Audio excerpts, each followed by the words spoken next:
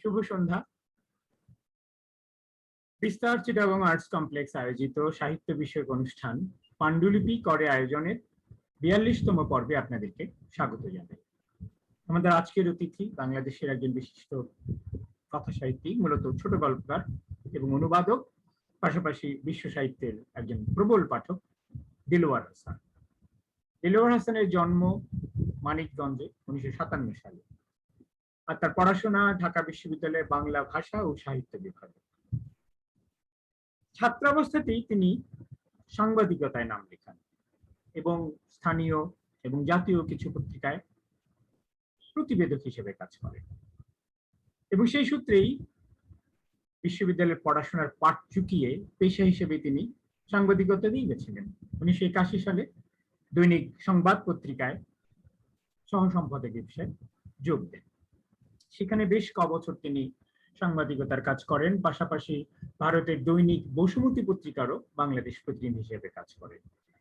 সেখান থেকে 1987 সালে তিনি পেশা পরিবর্তন করে ব্যাংকিং এ নিজের নাম লেখান, এবং সেই ব্যাংকিং জগতেই তিনি যুক্ত ছিলেন জীবনের বাকি সময়টা প্রায় 33 বছর। এর মধ্যে একাধিক বিদেশি ব্যাংকে তিনি কাজ করেছেন, করে সদ্য এই গত বছর 2020 সালে তিনি সেখান থেকে অবসর নিয়েছেন।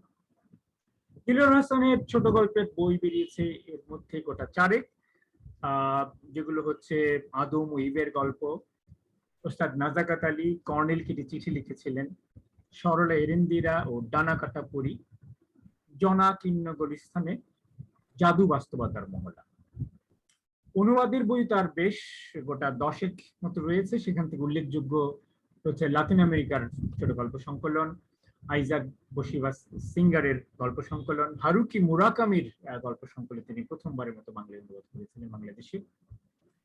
এর বাইরে ছিল আলবার্তো মোরাভিয়ার বিখ্যাত উপন্যাস টু উইমেন, লাতিন আমেরিকার খুবই আলোচিত সাম্প্রতিক গল্পকার কথা সাহিত্যে রবার্তো বোলানিওর একটি গল্প সংকলন, উম্বের্তো ইকোর একটি ছোটদের বই 3 জন নভোচারী, ইতালির রূপকথা ইত্যাদি।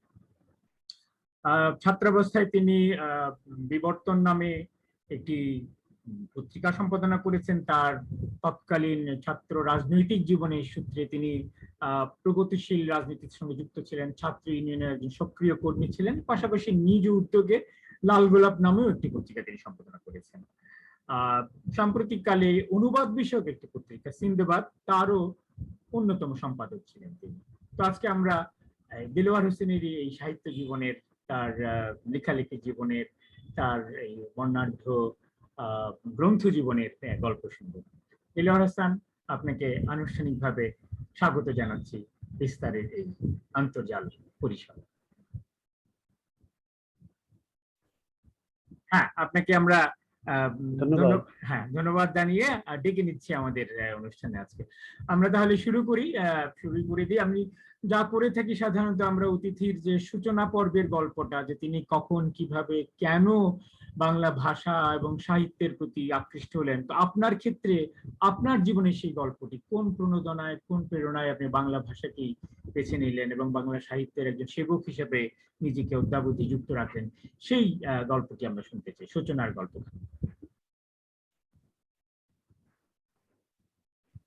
ধন্যবাদ আদম খুরশেদ, বিস্তারের এই আয়োজনে আমাকে আমন্ত্রণ জানানোর জন্য। ছোটবেলায় আমাদের বাড়ির কাছেই একটা লাইব্রেরি ছিল, সেখানে আমি দেখতাম রাস্তা দিয়ে হাঁটার সময় ছোটবেলায় লোকজন বসে বসে পড়ছে। একদিন বাবাকে জিজ্ঞেস করলাম, যে বাবাকে তো আব্বা বলতাম আমরা তখন, যে আব্বা ওখানে এত লোকজন বসে কি করছে? অনেক ধরনের বই আছে, গানের বই, পত্রিকা আছে, নানা ধরনের বই আছে। আমি বললাম যে আমি কি ওখানে যেতে পারবো, বাবা কি করতে পারবো? বলে হ্যাঁ পারবে, চলো তোমাকে নিয়ে যাবো। তো আব্বাস একদিন আমাকে নিয়ে গেলেন, সেখানে নিয়ে গিয়ে একদম লাইব্রেরিয়ানের কক্ষে নিয়ে গেলেন লক্ষণ কর্মকার, এবং লক্ষণ বাবুকে বললেন যে ওকে একটা মেম্বার করে দিন। তো 2 টাকা জমা দিয়ে আব্বা আমাকে মেম্বার করে দিল। আব্বা বললেন যে মাসে মাসে 8 আনা করে জমা দিই। এইভাবে আমি ওই লাইব্রেরির সদস্য হলাম এবং বিপুল এক মানে গ্রন্থরাজির মানে ভেতরে আমি প্রবেশ করলাম। এবং তখন তো আমার বয়স কত, 7 বছর, 1964 সাল। তখন একটু একটু জোরে যদি বলতেন, আর একটু জোরে, আওয়াজটা একটু কম পাচ্ছি। তো সেটা ধরুন 1964 সাল, আমার বয়স 7 বছর। তো আমি তো তখন বইটির কিছু চিনি না। তো আমার আব্বা লক্ষণ বাবুকে বলে দিয়েছিলেন যে আপনি ওকে বই কোনটা চেনাবেন, কোনটা ওর পড়া উচিত, ওগুলো ওকে বোঝাবেন। তো লক্ষণ বাবু আমাকে ছোটদের যত বই ছিল সেই সময়কার, সেই সুকুমার থেকে শুরু করে উপেন্দ্র কিশোর রায় চৌধুরী, এই সমস্ত বই আমাকে দিতে লাগলেন। সব যে আমি খুব ভালোভাবে বুঝতাম তাও না। তারপরে পড়া শুরু করলাম আমি। সপ্তাহে 2টো বই নেওয়া যেত। তো লক্ষণবাবু আমাকে বললেন, তোমার যদি বেশি নিতে ইচ্ছে করে তুমি নিতে পারো।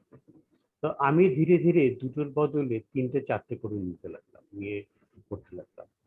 এবং নিজের যে পাঠ্য বই, সে পাঠ্য বইয়ের প্রতি আমি এক ধরনের আগ্রহই হারিয়ে ফেললাম। তো এটা তো কেউ লক্ষ্য করতে পারছে না, আপনি লক্ষ্য করতে পারছে না যে কি হচ্ছে। আমি ওগুলো নিয়ে এত মেতে থাকলাম যে স্কুলের পড়াশোনায় এটা রীতিমতো ফাঁকি চলে যেত। তাতে আমার কোনো ভ্রুক্ষেপ ছিল না, আর স্কুলের পড়াশোনার প্রতি আমার কোনোদিনই আগ্রহ ছিল না। এবং এগুলোতেই শেষ পর্যন্ত আমার আগ্রহ মানে থিত হয়। ফলে মানে খুব যে একটা ভালো ছাত্র হিসেবে নাম করা সেটা হতে পারিনি। একটা মোটামুটি থেকে 10 পর্যন্ত রোল নাম্বার থাকতো, এরকম একটা ছাত্র পরিণত হয়েছি। কিছুদিন এইভাবে যাওয়ার পরে আহ বছর তো এগিয়ে যাচ্ছে। তখন ওই দস্যু বনহুর, দস্যু বাহারাম, দস্যু মোহন, কুয়াশা, এই ধরনের বইয়ের প্রতি আগ্রহ জাগলো এবং ওই ধরনের বইগুলো ওই লাইব্রেরিতে পাওয়া যেত। ওইটা একটা বিরাট লাইব্রেরি ছিল, খুবই সমৃদ্ধ, অসংখ্য বই ছিল এবং খুব দামি দামি দুর্লভ বই ছিল সেখানে। তো সবার মতো আরো অন্যান্য বন্ধুরাও তো ছিল দু একজন, তাদের সঙ্গে বন্ধু বাহারাম এগুলো পড়তে পড়তে লক্ষণ একদিন লক্ষ্য করলেন যে আমি শুধু এগুলি পড়ছি। হঠাৎ উনি একটা বই আমাকে দিলেন, সেটা অরফ্যান পলের অনুবাদ, ম্যাক্সিম গোর্কি। বাংলাটা কি ছিল আমার ঠিক মনে নেই, ছোট ছোটদের উপরে বইটা। সেটা পড়ে আমি এটা অন্যরকম জগতের ভিতরে চলে গেলাম। তখন আমি লক্ষণদাকে বললাম যে আপনি আমাকে এই ধরনের বই দেন। তারপরে আস্তে আস্তে গোর্কির মা এবং রুশ সাহিত্যের যে দিকপাল সাহিত্যিকগুলো ছিলেন, তখন কিন্তু তাদের অনেক অনুবাদিত বই কলকাতা থেকে বেরিয়েছে। সেগুলো আমি একে একে পড়তে শুরু করলাম। আমার বয়সও বাড়ছে তখন। তারপরের থেকে আমি আর ওই দস্যু বন্ধু, কুয়াশা, ওগুলোর প্রতি আর আমার আগ্রহ থাকলো না। আমার আগ্রহ একদম শিফট হয়ে এইসব সাহিত্যের দিকে চলে এলো। তারপরে ওখানে আমি পড়তে লাগলাম সেই বনফুল থেকে শুরু করে প্রেমেন্দ্র মিত্র, বুদ্ধদেব বসু, তারপরে প্রবোধ কুমার সান্যাল, সুবোধ ঘোষ, এই ধরনের যারা সাহিত্যিক ছিলেন তাদের লেখা আমি পড়তে পারলাম। তার কিছুদিন পরে এলেন, ওখানে তো ছিল না এসব বই তখন, মানিক বন্দ্যোপাধ্যায়ের রচনা মানিক গ্রন্থা, মোটা, খুবই সুন্দর ছাপা, কলকাতা থেকে আনা এই সমস্ত বই। তখন দেশ স্বাধীন হয়ে গেছে, ঢাকা থেকেই বইগুলো আনা হচ্ছে। তখন মানিক বন্দ্যোপাধ্যায় পড়া শুরু করলাম। তো সব যে মানিক বন্দ্যোপাধ্যায় বুঝতাম তা না, তবুও পড়তে শুরু করলাম। এই সময় আর একটা কাজ আমি করেছিলাম, মানে ঠিক ছোটবেলায় ওই লাইব্রেরিতে 2টো পত্রিকা আসতো, সরাসরি আমেরিকা থেকে আসতো, মিউজিক ও টাইম। আমি যখন ক্লাস 7-8-এ পড়ি তখন থেকে ওই ওই 2টো পত্রিকা আমি পড়তে শুরু করি। আমি প্রায় কিছুই বুঝতাম না। তো লক্ষণদা বলতেন যে ওখানে দৃশ্যে আছে, ওটা দেখে দেখে তুমি পড়ো, বুঝবে না তুমি, তারপরে তুমি পড়ো। তো হলো কি, ওই পত্রিকাটা আসার সঙ্গে সঙ্গেই লক্ষণবাবু এইচডিও সাহেবের পাশে পাঠিয়ে দিতেন। তখন তো ডিসি ছিলেন না, এইচডিও ছিলেন। এইচডিও সাহেব ওটা পড়ে যখন ফেরত দিতেন তখন আমার হাতে আসতো। আমি তখন দ্বিতীয় পাঠক হতাম। এইভাবে পড়তে পড়তে পড়তে পড়তে সাহিত্য রাজনীতি, জিওগ্রাফি, এগুলো অনেক বিষয়ে আমার একটা ছোট ছোট ধারণা হতে লাগলো। ওখানে রিডার্স ডাইজেস্টও আসতো। তো ওখানে একটা কলাম ছিল, লাফটার দ্য বেস্ট মেডিসিন। সেটাও আমি পড়া শুরু করলাম ডিকশনারি ঘেটে ঘেটে, এবং খুব মজাও পেতাম। তো রিডার ডাইজেস্ট অনেকদিন পড়া হয় না, আমি জানি না পত্রিকাটা ঢাকায় এখন আছে কিনা। তো দীর্ঘদিন আমি পরে রিডার ডাইজেস্টটাও পড়েছিলাম। তো এগুলো পড়ে পড়ে তখন আমি ক্লাস 7-8 পড়ার সময় পড়েছিলাম round the wall in 80 days, Nasir আলীর অনুবাদে। আমি খুবই চমকৃত এবং থ্রিল্ড হয়েছিলাম ওই বই করে, এবং ওই বইটা এখনো আমার আমার ভালো লাগে। তারপরে আর দুটো গল্প আমি করেছিলাম, অস্কার ওয়াইল্ডের হ্যাপি প্রিন্স আর হান্স ক্রিশ্চিয়ান অ্যান্ডারসেনের ওই বাচ্চাদের গল্পটা, লিটল ম্যাস। বই পড়ার ভেতর, বই পড়তে পড়তেই আপনার সাহিত্যের প্রতি একটা আগ্রহ, কৌতূহল তৈরি হলো, কিন্তু লেখার ব্যাপারটা কখন কিভাবে শুরু হলো, লিখতে শুরু করলেন? লেখার ব্যাপারটা তখনই শুরু হলো, ওই যে আমি আসছিলাম ওখানেই, যে হ্যাপি প্রিন্স আর লিটল ম্যাস গার্ল গল্প দুটো পড়ার পরে আমার মনে হলো যে সাহিত্য একটা সম্পূর্ণ অন্যরকমের একটা ব্যাপার। তা আমার মনে হলো আমি আমি কি লিখতে পারবো। আমার খুব লেখার তখন একটা ইচ্ছে হলো, এবং ওই দুটো গল্প আমাকে দারুণভাবে ইনফ্লুয়েন্স করলো। তখনই আমি লেখা শুরু করলাম, এবং অনেক মক্ষ করার পরে একদিন একটা লেখা আজাদের মুকুলের মহফিলে পাঠিয়েছিলাম একটা গল্প। তো সে গল্পে ওই ওই ওই রকমই গল্প, এক চিনেমাজামওয়ালা যার বন্ধু থাকে ইঞ্জিনিয়ারের ছেলে, আর আমি, এরকম আর কি। তো একদিন ওই চিনেমাজামওয়ালা ওই ইঞ্জিনিয়ার বন্ধুর বাড়িতে গেছে, তাকে ডাকছে, তার মা বেরিয়ে বলছে, এই তুমি কি চাও এখানে? বলে যে আমার বন্ধুকে ডাকছি। বলে যে চিনেমাজামওয়ালার সঙ্গে আবার আমার ছেলের বন্ধুত্ব হয় কেন, যাও। তখন তাড়িয়ে দিচ্ছে, সে যায়নি। তো সেই গল্পটা কি ছাপা হয়েছিল সেখানে? ছাপা হয়েছিল, মুকুলের মহফিল আচ্ছা ছাপা। আচ্ছা, তাহলে ছোটদের আমি কাগজে, হাতে, হ্যাঁ, ছোটদের কাগজে লেখালেখির ভিতর এবং দিয়ে আপনার তখন আমি, লেখার হাতে খড়ি হলো। হ্যাঁ, খেলাঘর, সাত ভাই চম্পা, চাঁদের হাটে খুব বেশি লিখছি আমি, তো তখন পূর্ব দেশ। তো আপনি এই করতে করতে নিশ্চয়ই ম্যাট্রিক ইন্টারমিডিয়েট পাশ হয়ে গেল। হ্যাঁ হ্যাঁ, তো শুরু হয়ে গেল। ঢাকা বিশ্ববিদ্যালয়ে বাংলা সাহিত্য পড়ার ব্যাপারে আপনার আগ্রহটা কিভাবে জাগ্রত হলো, বা প্রণোদনাটা বা এই সিদ্ধান্তটাই কিভাবে নিলেন, সেই প্রক্রিয়াটা কি ছিল? সিদ্ধান্তটা আমি নিলাম, আমি এসএসসিতে আমার সায়েন্স ছিল। তো আমার কাছে খুবই কঠিন মনে হতো, যদিও আমি ফার্স্ট ডিভিশন পেয়েছিলাম এবং 5টাতে লিটার পেয়েছিলাম। কারণ আমার বাবা বলেছেন, যদি খারাপ হয় তোমাকে পাড়ার থেকে বের করো। এই ভয়ে আমি প্রচন্ড পড়াশোনা করতাম, এবং ওই সাবজেক্ট গুলোতে আমি খুব ভালো করেছিলাম, এবং আমার টিচাররাও আমাকে খুব স্নেহ করতেন এবং খুব সহায়তা করেছিলেন। তো এই কঠিন এগুলো দেখে আমার আর ভালো লাগলো না। দেশ স্বাধীন হওয়ার পরে আমি কিছু সিনিয়র সাংবাদিকদের সঙ্গে আমার মধ্যে মেলামেশা করার ফলে ওনাদের অ্যাক্টিভিটি থেকে আমার মনে হলো আমিও ঢুকবো।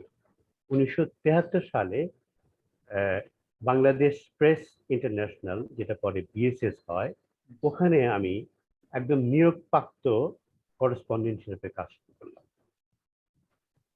এইভাবে আমার একটা সাংবাদিকতার জগতে প্রবেশ হলো।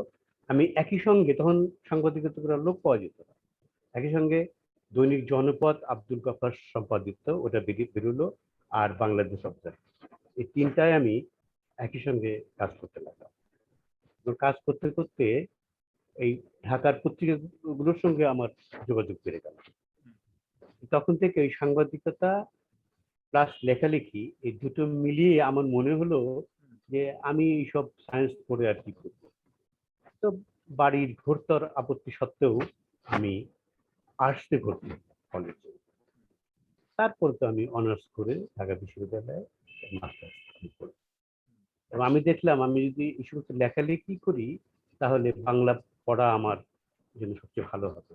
আমি 5টা সাবজেক্টে চান্স পেয়েছিলাম ঢাকা বিশ্ববিদ্যালয়ে, আমি যাইনি। তার মধ্যে sociology, social welfare, public administration, এরকম সাবজেক্ট ছিল, কিন্তু আমি যাইনি, আমার মন টানেনি। এবং আমি সবসময় একরকম নিজেই সব সিদ্ধান্ত নিতাম, আমার সিদ্ধান্ত কার্যকরী হয়েছে। সেখানে সহপাঠী এবং শিক্ষক হিসেবে কাদেরকে পেয়েছিলেন, কিছু মনে আছে? শিক্ষক হিসেবে আমি অনেক বড় বড় মানুষদের পেয়েছিলাম। Doctor Mohammad Moniruzzaman, doctor Abu Hena Mustafa Kamal, doctor Ahmed শরীফ, ডক্টর সঞ্জিদা খাতুন, ডক্টর সৈয়দ আকরম হোসেন। নামগুলো বুঝতে হয়তো পেরেছি, না সব মনে বটবৃক্ষ তুল্য, যাচ্ছে না, খুব মহিরুহ বিখ্যাত তুল্য। নয়। হুম হুম হুম। এমনকি ডক্টর কাজী দিন মোহাম্মদ খতিব, ডক্টর রফিকুল ইসলামকে পেয়েছিলাম। মানে এরকম আর সহপাঠীদের মধ্যে সহপাঠীদের মধ্যে আমার খুব একটা নাম মনে নেই, উল্লেখযোগ্য সেরকম কেউ হয়তো এবং ছিল না। তারা ওই আচ্ছা রকম সাহিত্য বা আচ্ছা। ওই তো আপনি এতদিন আপনি মোটামুটি সাংবাদিক লেখালেখি করেছেন, মানে সাংবাদিক গদ্য, প্রতিবেদন ইত্যাদি, কিন্তু সাহিত্যিক লেখালেখি মানে বড়দের জন্য বা প্রাপ্তবয়স্কদের জন্য সাহিত্যিক লেখালেখি কখন শুরু হলো, সেগুলোর প্রকাশনা কখন কিভাবে শুরু হলো, সেই পর্বেটা প্রতিটি আলোচনা হ্যাঁ, করতেন। সেটা সেটা বলবো আপনাকে। সাহিত্যিক লেখালেখির জন্য মানে সত্যিকারের যে সাহিত্য, যেটা আমার কনসেন্ট্রেশন ছিল ছোট গল্পে, এবং অসংখ্য ছোট গল্প আমি পড়েছি, ইংরেজি, বাংলা মিডিয়াম সবকিছু। তো ছোট গল্পের প্রতি আমার একটা সাংঘাতিক রকমের দুর্বলতা ছিল। আমি সিদ্ধান্ত নিয়েছিলাম, মাইক্রোফোনটা কি বারবার নেমে যাচ্ছে নাকি আওয়াজটা কমে যায়, দেখেন তো একটু, অথবা নাহলে একটু একটু গলা খুলে বলতে হবে আপনাকে। দেখি এটাকে এইভাবে সেট করা যায়। হ্যাঁ, এটা বেটার। এখন শোনা যাচ্ছে? হ্যাঁ হ্যাঁ, একটু জোরে জোরে বলবেন। তো তখন আমি গল্প লেখা শুরু করলাম, এবং গল্পটা আমি কিভাবে লিখলাম সেটা একটা অনুবাদের মাধ্যমে শুরু হলো। গল্প লেখাটা 1974 সালে এই ওখান থেকে একটা, আমাদের মানিকগঞ্জ আমার জেলা শহর, সেখান থেকে একটা পত্রিকা বেরোচ্ছিল। আমি বাংলাদেশ সোভিয়েত মৈত্রী সমিতির একজন সদস্য হিসেবে একটা বই পেয়েছিলাম, শর্ট স্টোরিজ অফ কনস্টান্তিন পাওস্টোভস্কি। সেখানে অনেকগুলো গল্প আমার ভালো লেগে গেল। সেখানে একটা রোমান্টিক ধরনের গল্প ছিল, সেটা আমি অনুবাদ করলাম এবং পড়ে আমি ওই লোকাল পত্রিকা ছাপালাম। পরে সেটা অনেক পরে ঢাকায় যাওয়ার পরে সেটা সংবাদে ছাপা হয়েছে। কনস্টান্তিন পাওস্টোভস্কির একটা ছোট, অনেকগুলো কনস্টান্তিন পাওস্টোভস্কির অনেকগুলো গল্প আমি পড়েছিলাম, এবং সেগুলো আমি হারিয়ে ফেলেছি। এবং ওই হারিয়ে ফেলার মাসুল দেওয়ার জন্য ওই গল্পগুলো 10-11টা গল্প আমি আবার পড়ি। অচিরেই সেগুলো আমি পড়বো, পড়ে আমি একটা পুস্তক আকারে প্রকাশ করবো। আমার মানে একটা খায়েশ রয়ে গেছে যে আমি কি করে গল্পগুলো হারিয়ে ফেললাম।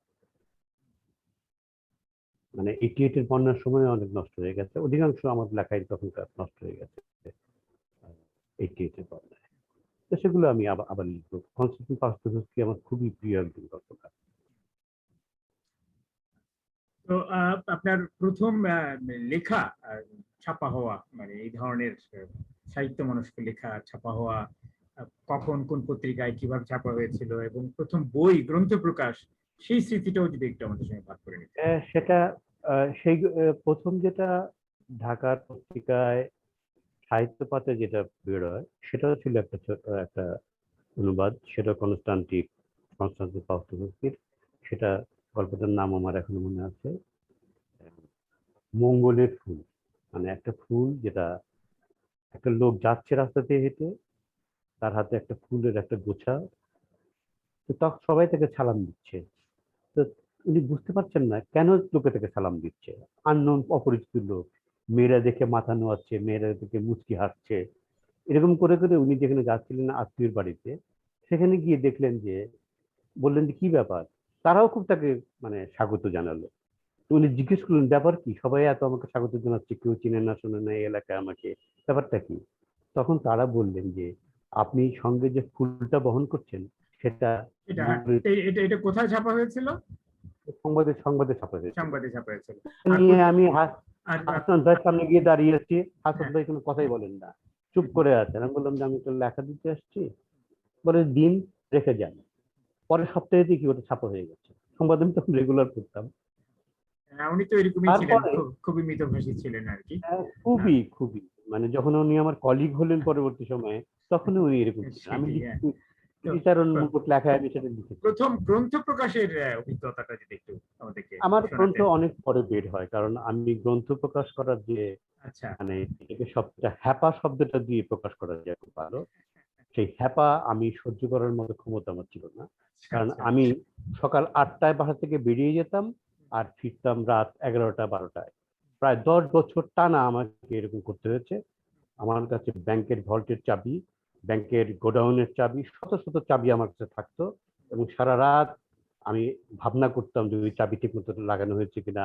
একটা চেক পাস করেছি 5 কোটি টাকার, সেটা কি ঠিক মতো পাস হয়েছে কিনা। তখন তখন কম্পিউটার ছিল না, তখন ম্যানুয়ালি কাজ করতে ফলে হতো। আপনার মানে এই গ্রন্থ প্রকাশের দিকে অতটা আপনি অতটা মনোনিবেশ আমি করতে সময়ই পারেননি। পাই নাই, আমি কি করে এই কিন্তু এই যাই হোক সমস্ত। শেষ পর্যন্ত একটা বই তো শেষ বেরোলো পর্যন্ত এবং আমি একটা গল্পের বই আমি বের বের বের হলো আমার, খুব অখ্যাত একটা প্রকাশনী, হ্যাঁ, অর্চি প্রকাশনী। সেটাকেও আমাদের বন্ধুদের কিছুটা সহায়তা দিতে হলো। এই কি সে আদম ও ইভের গল্প? আদম ও ইভের গল্প। আচ্ছা, আচ্ছা, সেটা সেটা সেই কত কত সালে সেটা? সেটা 2008 9 সালে। আচ্ছা, বেশ, তার মানে অনেক পরে অনেক, আসলে। হ্যাঁ, হ্যাঁ, হ্যাঁ। তো তো এবং বন্ধুরা আমাকে হ্যাঁ, প্ররোচিত করেছে যে তুমি এত লিখছো, এতগুলো গল্প তো হারিয়ে যাবে, তো তুমি একটা বই করো। তখন আমি এটা করেছি। এই গল্পগুলোর আবার ইতিহাস আছে, এই গল্পগুলোর হুম। অনেকগুলোই ছাপা হয়েছিল দৈনিক বাংলায়। হ্যাঁ, এখানে সেসব আমরা ধারণা করতেই পারছি। হাবিব কিন্তু ভাই ছিলেন হ্যাঁ, সম্পাদক। হ্যাঁ, হ্যাঁ, হ্যাঁ, সেটা।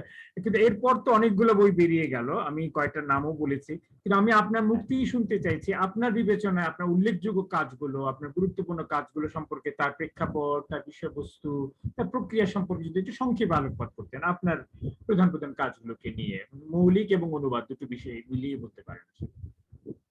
আমি তো বললাম, আপনি নিজেই বললেন 4টি বই আমার বেরিয়েছে।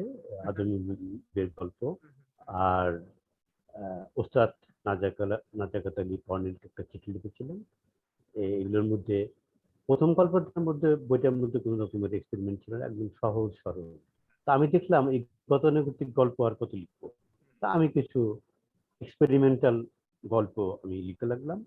এবং ওই বইটার মধ্যে আছে, যেমন ধরেন পেরেস্ট্রোইকার পরে বলে একটা গল্প আছে, যেখানে আহ, কি করে সোভিয়েত ইউনিয়ন ভেঙে গেল, একদম একদম নিউজ পেপার থেকে তুলে দিয়েছি। তো অনেকে এটা খুব পছন্দ করেছেন, অনেকে পছন্দ করেননি, অনেকে বলেছেন যে চাপিয়ে দেওয়া হয়েছে, অনেকে অনেক কিছু বলেন, এটা তো মানে কানে নিলে চলে না। তো ওইটার পরে আমার যে বইটা বেরোলো সেটা হচ্ছে যে সরলা এরিন্দিরা ও ডানা কাটা ফুল। এখানেও একটা এক্সপেরিমেন্ট হলো।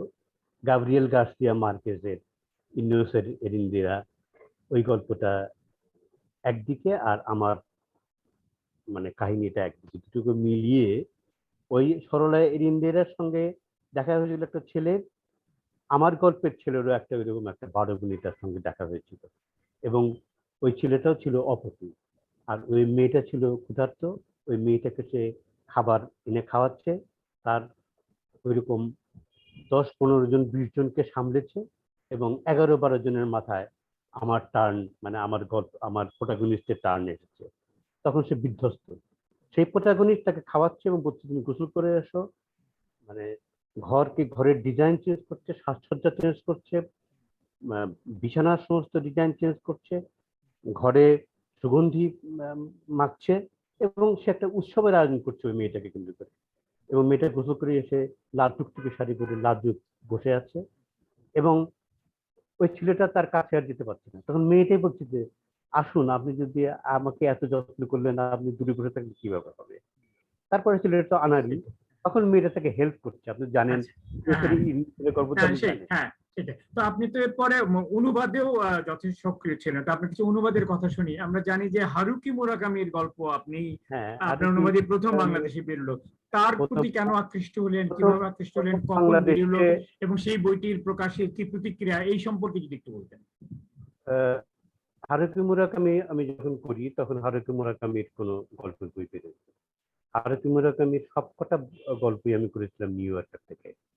নিউ ইয়র্কারে তার গল্পগুলো আমি পড়তাম, এবং আমার কাছে এত অন্যরকম মনে হতো।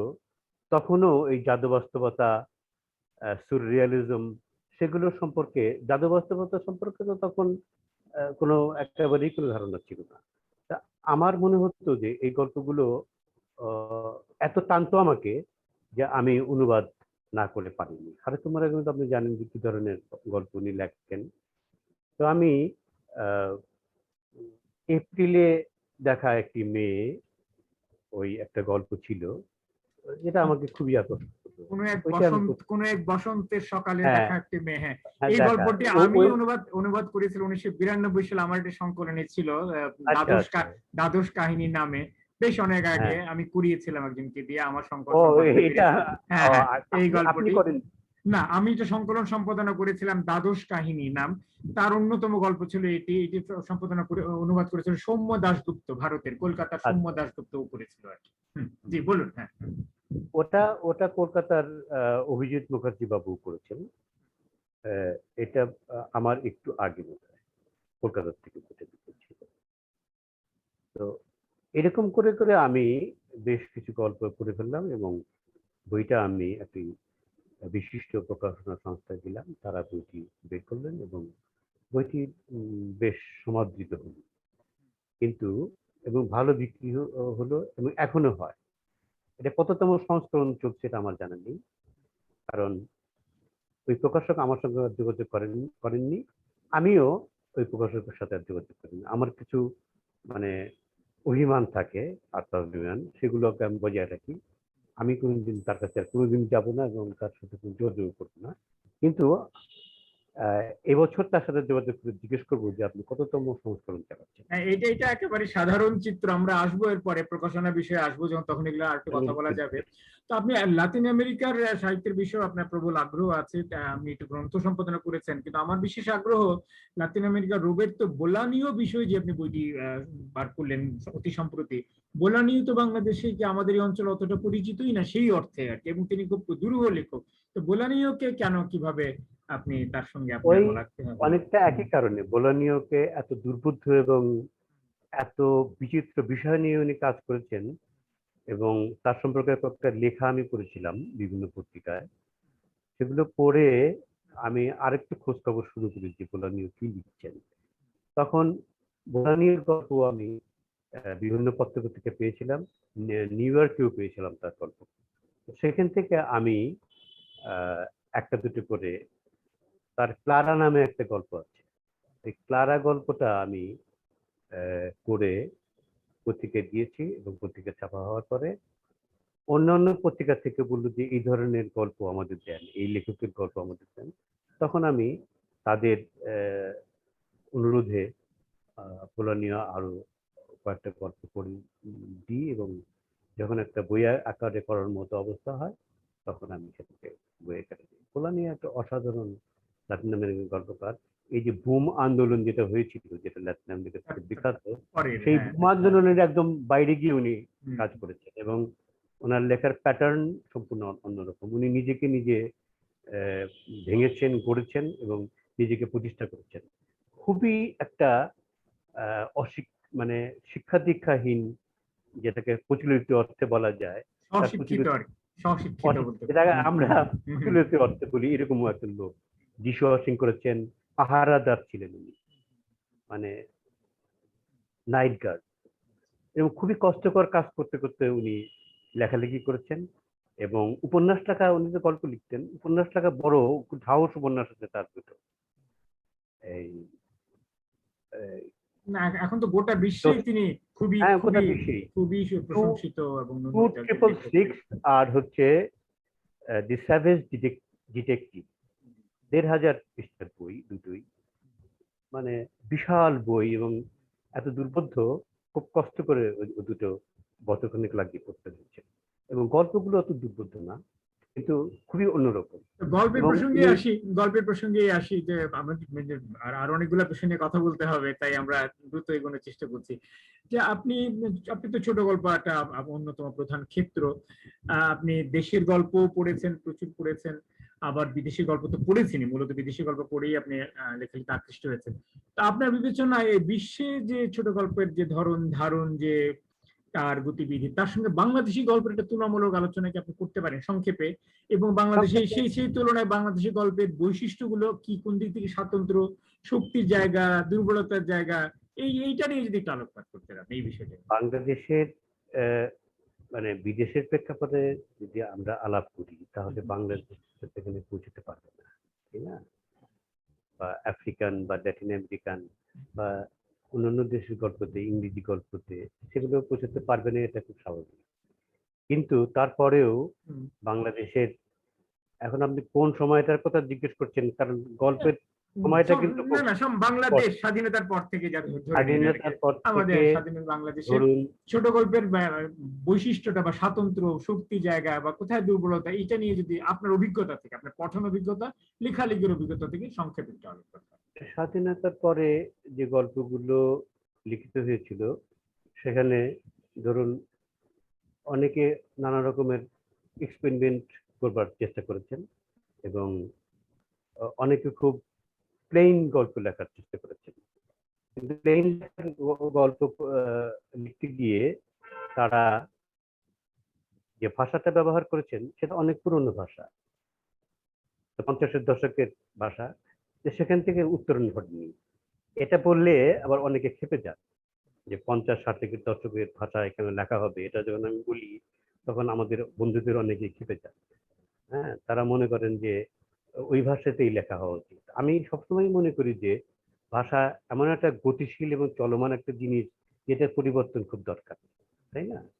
তো ওইভাবে লিখতে লিখতে একটা পর্যায়ে এসে কিছু লেখক, যেমন মামুন হুসাইন, কামরুজ্জামান জাহাঙ্গীর, তারপরে হালের আরো পরের সাদুজ্জামান, এরা কিন্তু অনেক এক্সপেরিমেন্টাল গল্প লিখে উঠতে গেলেন, তাই না? তারপরে অনেক পরে এলেন শহীদুল জহির। কিন্তু এদের ভাষাকেও আমি দেখলাম পড়ে টরে যে আরোপিত ভাষা বলছে। শহীদুল জহিরের ভাষা পড়া নাকি যায় না, খসখসে। এই মামুন হুসাইন অনাবশ্যক ভাবে তার গল্পকে জটিল করে তোলে, এগুলো পড়ার কোনো অর্থ হয় না। অনেকে প্রায় নিন্দাই করতে চান, কিন্তু আমি মনে করি যে না, এটা নিন্দা করার কিছু নাই, গল্পগুলো এভাবেই ভাঙে, এইভাবেই করতে হয়। আমি আমার গল্পের ভিতরে বিদেশি গল্পের ঢুকিয়ে দিই, মার্কেজের গল্প ঢুকিয়ে দিই, হারুকি মুরাগামির গল্প ঢুকিয়ে দিই। তো যারা আমার অনেক বন্ধুই এমন মানে নগ্নভাবে এটা বিরোধিতা করে এবং অবমাননাকর ভাবে বিরোধিতা করে, খুবই দুঃখ লাগে তখন। তারা যে কতখানি কতদূর পণ্ডিত একটু পড়াশোনা আমি জানি না, তা আমি যদি ঢুকিয়ে দিয়ে যদি আমি উঠতে যেতে পারি, তাহলে অসুবিধা কোথায়? অনেক গল্প, অনেক মানুষ, অনেক পাঠক আমাকে বলেছেন যে আমরা তো আশ্চর্য হয়ে যাই যে একটা না বিদেশি না গল্প না না না না, ঢুকে দিয়ে, সাহিত্যে তো হ্যাঁ, নানা রকম নিরীক্ষা হবে, এটা মানে হতেই পারে। এই সমস্ত তারা বিশ্বাসই করতেছে না, তারা নিন্দা করে এবং লেখে ফেসবুকের সেটাই। পাতায় তো আপনি যে তো আপনি তো শুধু মানে অবমাননাকর ভাবে তারা হ্যাঁ, নিন্দা করে। আপনি তো গল্পই লিখেছেন। আমাদের একটা কৌতূহল, অনেকেরই, আমার অনেক কৌতূহল আছে, আপনি কি উপন্যাস লেখার কথা কখনো ভেবেছেন বা উপন্যাস ওদের আমি পেতে পারি কিনা আপনার কাছ থেকে একটু যদি মধ্যেই বলতেন। একটি লিখেছি, সেটা মুক্তিযুদ্ধে। আমি যে দেখেছিলাম মুক্তিযুদ্ধ, হুম হুম। দুর্ভাগ্যবশত আমি মুক্তিযুদ্ধে যেতে পারিনি, আমার বাবা মা একা ছিলেন। না, তখন বয়সও তো আপনার 14 বছর বয়স। আমি হ্যাঁ ক্লাস 10-এ পড়তাম। হ্যাঁ হ্যাঁ। আমার মা আমাকে কিছুতেই বলেন যে তুই যদি চলে যাস আমি মরে যাব, আমরা মরে যাব। আমার বন্ধুরা, তাদের বয়স একটু বেশি ছিল, তারা মুক্তিযুদ্ধে গিয়েছিল। বন্ধুরা আমার বাড়িতে আসতেন এবং আমার মা রান্না করা, মাকে বলিনি যে কে, আমি বললাম যে মা আমি তোর হাতে পড়ি, আমার জন্য বেশি করে ভাত রেঁধে রেখো। ওই ভাত আমি ওদের খাওয়াতাম। হুম ওরা ওদের রাইফেল রেখে ঘুমিয়ে পড়তাম আমার রুমে। হুম আমার রুমে আমার যে তক্তপোষ ছিল, বিশাল তক্তপোষ ছিল, সেখানে ওরা ঘুমাতো। একজন দুজন আসতো, বেশি আসতো না। তার মধ্যে গোলাম বন্দিগি লিটুর কথা আমি স্মরণ করি, ও মারা গেছে। খুবই ভ্যালিয়েন্ট মুক্তিযোদ্ধা, এবং মানে মানে দুঃসাহসিক মুক্তিযোদ্ধা যদি থাকে ওই অঞ্চলে, তো গোলাম বন্দিগি তার মধ্যে একজন আর কি। তো গভীরতা আমাদের, হ্যাঁ, আমার কাছে। তো তো আপনার আপনার উপন্যাসের বিষয়বস্তু ওইটাই, তাদের তাদের সঙ্গে যে আপনার হ্যাঁ, হ্যাঁ তাদের হ্যাঁ, ওই তাদের বিষয়টা ওখানে, নিয়ে না? আচ্ছা। ওখানে ওই হ্যাঁ, বিষয়টা নিয়ে। আচ্ছা আচ্ছা। এবং তো এটা এটা এটা পাণ্ডুলিপি প্রকাশকের, পাণ্ডুলিপি প্রস্তুত হয়ে হ্যাঁ, আছে। পাণ্ডুলিপি প্রস্তুত এবং প্রকাশকের ট্রাঙ্কে বন্দি আছে। তো কবে আচ্ছা বেরোবে জানি না। আচ্ছা। আমি হয়তো অন্য হ্যাঁ, অন্য একজনের দিকে আচ্ছা, না ধাবিত হব। সেটা হয়তো করোনার কারণে হয়তো বা খানিকটা হ্যাঁ, আমি পিছিয়ে যাচ্ছে, বেরোতে কিন্তু পারছি। আমার মনে হয় এটা আপনার দ্রুতই তার একটা সুরাহা করা হ্যাঁ, উচিত, কারণ বেশি আমরা বড় আমরা উপন্যাস তো, হ্যাঁ, একটু ছোটই হবে সেটা। ছোট। আচ্ছা, ঠিক আছে।